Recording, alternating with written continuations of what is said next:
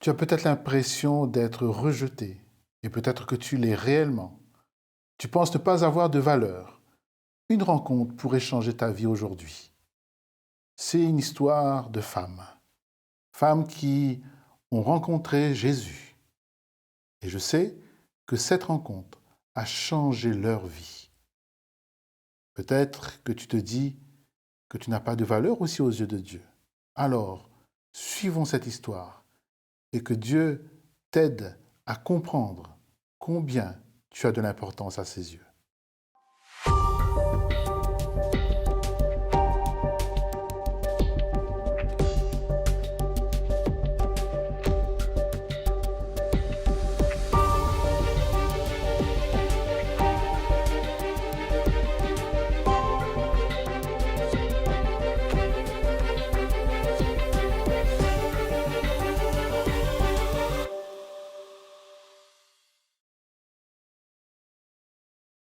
Alors, si j'avais présenté ce sujet à la Journée mondiale de la femme, je pense que j'aurais eu un véritable succès. Mais aujourd'hui, chers amis, nous allons quand même parler de sujets de femmes, d'histoires de femmes. Un jour, Jésus, lorsqu'il passe de ville en village, va s'arrêter au puits. Le puits de Jacob. Et à ce puits, un moment inattendu de la journée, à midi, une femme samaritaine va venir puiser de l'eau. Elle va venir faire ses réserves parce qu'elle en a besoin. Mais ce qui est important dans cette histoire, c'est que cette femme va venir à une heure où elle est sûre, ou du moins elle espère, qu'il n'y a personne qui viendra la troubler sur sa route. À une heure où, en temps normal, les gens sont déjà en train de se reposer. Ils sont à l'abri, à la maison. Dans une région du monde où il fait extrêmement chaud, cette femme va sortir de chez elle pour aller chercher l'essentiel, du moins ce qui lui semble être l'essentiel, de l'eau pour son quotidien. Et elle va rencontrer là un homme, mais pas n'importe lequel. Il s'agit de Jésus. Et là, Jésus va lui dire, mais tu es venu chercher de l'eau? Mais moi, je peux te donner de l'eau. Je veux te donner de l'eau. Et cette femme va l'interroger en disant, mais comment tu peux me donner de l'eau? Tu n'as rien pour puiser. Et dans cette histoire, nous voyons qu'il y a là un certain nombre de barrières qui se mettent en place. C'est un homme qui s'adresse à une femme. Deuxièmement, c'est un juif, alors que les juifs n'ont pas beaucoup de relations avec les samaritains. Et troisièmement, Jésus prétend pouvoir lui donner de l'eau, alors qu'il n'a rien pour puiser dans ce puits. Histoire de femme. Cette femme va entrer dans la négociation, dans la discussion. Et Jésus va essayer de ramener cette femme, et il va y réussir. Il va ramener cette femme sur l'essentiel, qui n'est pas l'essentiel pour la femme. L'essentiel pour cette femme, c'est d'avoir son nécessaire, l'eau. Mais pour Jésus, il veut amener cette femme dans les profondeurs de son être, dans le puits de sa vie, chercher en profondeur de sa vie passée.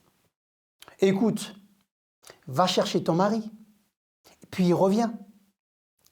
Jésus, avec son humour, propose à cette femme de l'accompagner. Jésus propose à cette femme d'avoir de l'eau vive. Et il lui dit, écoute, va chercher ton compagnon de vie. Et cette femme va répondre, certainement avec un peu de honte encore là, mais je n'ai pas de mari. Et oui, lui dit Jésus, tu n'as pas de mari. Tu as eu 5 maris. Et l'homme avec qui tu vis maintenant n'est pas ton mari. Pour cela, tu as dit vrai. Et c'est là, comme un point charnière qui se passe. Une nouvelle vie commence pour cette femme. Elle est venue à une heure où personne n'aurait dû être sur sa route. La honte, la culpabilité, le poids de son passé étaient là, dans ce puits. Et Jésus l'a ramenée aux profondeurs de ce puits, est allé chercher en profondeur d'elle-même pour savoir quel était son essentiel. Et c'est là que tout va se passer. Elle laisse sa cruche. Elle s'en va en courant au village.